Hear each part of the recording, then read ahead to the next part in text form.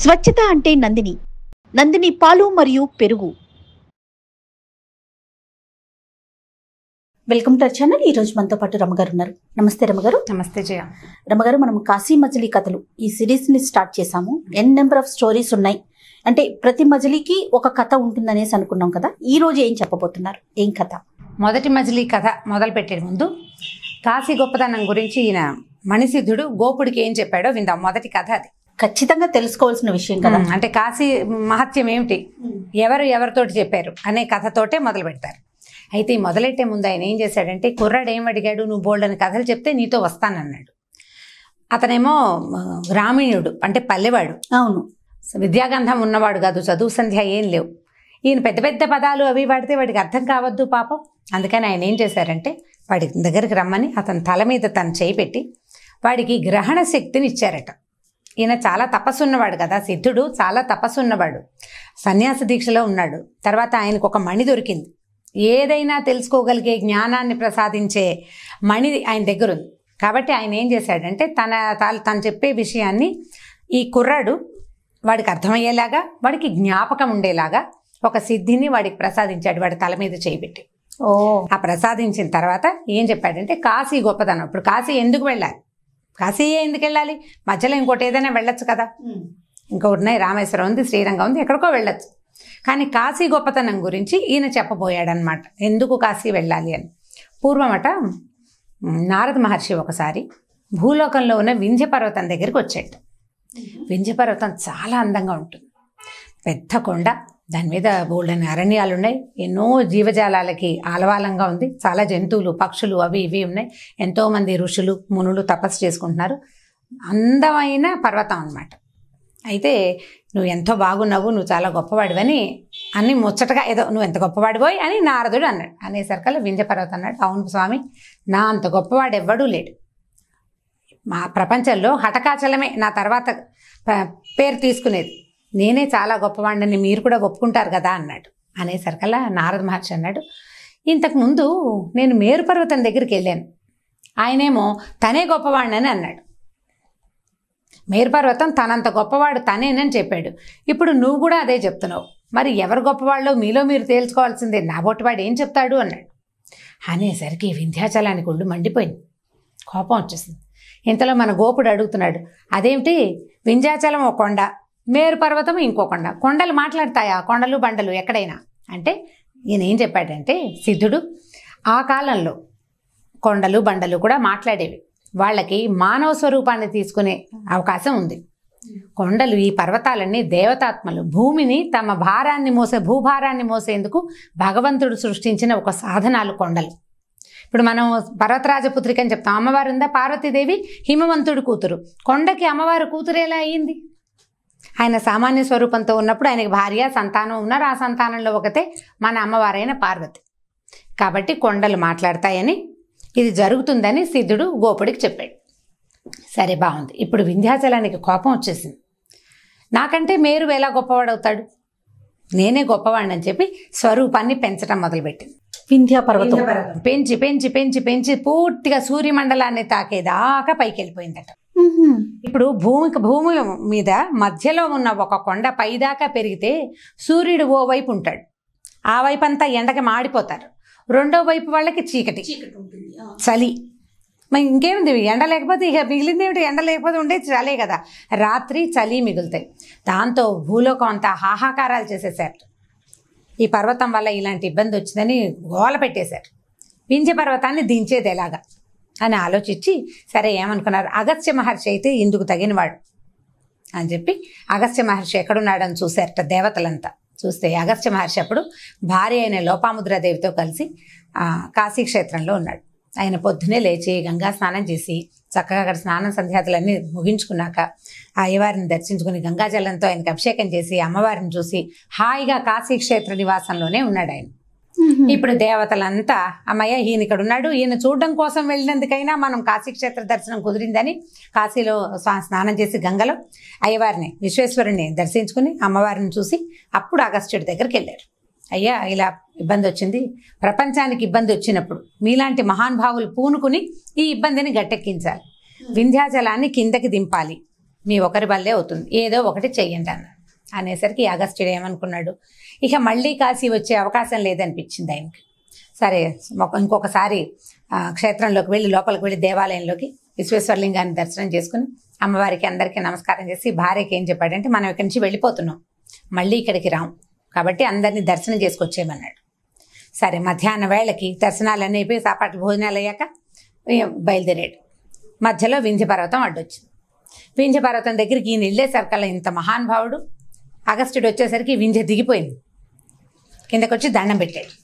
దండం పెట్టేసరికల్లా అగస్త్యుడు అన్నాడు, నేను దక్షిణాపథ యాత్రకు వెళ్తున్నా, తిరిగి వచ్చేదాకా ఇలాగే ఉండు నువ్వు. ఈ పైకెక్కిన కొండ పైదాకా వెళ్ళిపోయింది కదా, సూర్యమండలం దాకా. ఈయన మీద గౌరవంతో మళ్ళీ నార్మల్ షేప్కి కిందకు వచ్చేసింది. ఓకే, మామూలుగా వచ్చేసింది, చిన్నగా కనపడుతోంది. ఇలాగే ఉండు నేను వచ్చేదాకా అని చెప్పి భార్యతో సహా కొండని తరించి దాటేసి దక్షిణాపథానికి వచ్చేసాడు. సౌత్కి వచ్చేసాడు ఆయన. వచ్చేసాక ఇక ఎప్పటికీ తిరిగి వెళ్ళాల. వింధ్య అగస్త్యుడు వస్తాడని ఎదురు చూస్తూ అలాగే ఉండిపోయిందట. వింధ్య పర్వత పొగరు అణిగిపోయింది మొదటిది. ఇంకా అతనికి పైకి లేచేదే లేదు. ఎందుకంటే ఋషివాక్యాన్ని దాటడానికి కొండలు భగవంతుడికే శక్యం కాదు, కొండలు ఏం చేస్తాయి, ఇంకా దిగిపోయాడు. సరే ఈ వెళ్ళిపోయిన అగస్త్య మహర్షి సరే భార్యతో కలిసి ఆ భద్రాచలం అని ఇంకో అచలం అని అన్ని శ్రీశైలం అని మొత్తం దర్శనాలు చేసుకుంటూ శ్రీశైలంలోకి చేరారు. చివరికి భార్య భర్త శ్రీశైలంలో చేరినప్పుడు శ్రీశైల క్షేత్ర మహత్యం గురించి భార్యకి వర్ణించి చెప్పారు. చెప్తే ఆవిడంది, ఇంత గొప్ప కొండ ఇక్కడ ఉండగా కాశీ వెళ్ళలేదని ఎందుకండి బాధపడతారు, కాశీలో ఉండలేకపోతున్నావని ఎందుకు దిగులు పడతావు నువ్వు, ఇంత అత్యద్భుతమైన శ్రీశైలం భూకైలాసనే చెప్తారు శ్రీశైలాన్ని. అనేసరికి ఆయన ఏమన్నాడంటే, కాశీ చిన్నది కాదమ్మా, ఏవెంత గొప్పవైనా సరే కాశీది మించింది ఏదీ లేదు. ఎందుకంటే పూర్వం ఒక రాజట శివశర్మ అనే ఒక ఆయన ముందు ఆయన ఏం చేశాడు, మొత్తం భార్య భర్త పిల్లలు చాలామంది కుటుంబం ఉంది. కుటుంబాన్ని అంతా పెద్దది చేశాక పిల్లలు పెద్దవాళ్ళు అయ్యాక తన బాధ్యతలు తీరిపోయాక కాశీక్షేత్ర నివాసం చేద్దామని అనుకున్నాడు. ఎందుకంటే మనం ముందే చెప్పుకున్నాం, కాశ్యాంతు మరణాన్ముక్తి, కాశీలో మరణిస్తే ముక్తి అనుకున్నాడు. అనుకుని ఏం చేశాడు, తనవన్నీ సామాన్లు ఇవాళన్నీ సర్దేసుకున్నాడు. సర్దేసి పిల్లలకి ఇల్లు వాకిళ్ళు అప్పచెప్పేసి బాధ్యతలన్నీ వదిలించుకుని మెల్లిగా తీర్థయాత్రలు చేసుకుంటూ కాశీ చేరాడు. కాశీ చేరిన తర్వాత ఏమైంది, ఈ కాశీ క్షేత్రం కూడా అయ్యాక ఇంకా ఏవో క్షేత్రాలు దర్శిద్దామని ఇంకా ముందుకెళ్ళాడు. ఆయన హరిద్వారంలో మరణించాడట. అనాయాసంగానే మరణం. హరిద్వారంలో మరణించేసరికల్లా ఏమైంది, హరిద్వారంలో మరణించిన వాళ్ళకి విష్ణు సాయుధ్యం లభిస్తుంది. ఆయన ఈ మరణించిన తర్వాత ఆయన ఆత్మని విష్ణు పార్షదులు తీసుకెళ్తున్నారట. తీసుకెళ్తుంటే మధ్యలో బ్రహ్మదేవుడు కనిపించాడు. ఎవరని అడిగాడు. ఈయన హరిద్వారంలో మరణించాడు అనేసరికల్లా అదేం పెద్ద గొప్ప అన్నట్ట బ్రహ్మ. అనేసరికి ఈయన శివశర్మకు ఆశ్చర్యం వేసింది. నేను ఇన్ని క్షేత్రాలు చూశాను కదా, హరిద్వారం లాంటి ముక్తిధామంలో నేను మరణిస్తే ఈయన ఈసడించాడు ఎందుకు నన్ను అని అడిగాడు. అడిగితే ఆయన చెప్పాడట బ్రహ్మ, కాశీలో మరణించిన వాడికే ముక్తి, ఈ విష్ణు సాయుధ్యం లభించినా నీ పుణ్యం అయిపోయాక నువ్వు తిరిగి వెళ్ళిపోతావు. ఓహో, కాశీ క్షేత్రంలో మరణించిన వాడికే ముక్తి లభిస్తుంది, దాన్ని మించింది ఏదీ లేదు అని చెప్పాడు. ఈ విష్ణు సాయుధ్యం లభించిన శివశర్మ చాలా సంవత్సరాలు ఆయన పుణ్యబలం తీరేదాకా విష్ణు సాయుధ్యంలో ఉండి మరల జన్మించి ఒక రాజుగా పుట్టి ఈసారి కాశీ క్షేత్రంలోనే మరణించి ముక్తిని పొందాడు.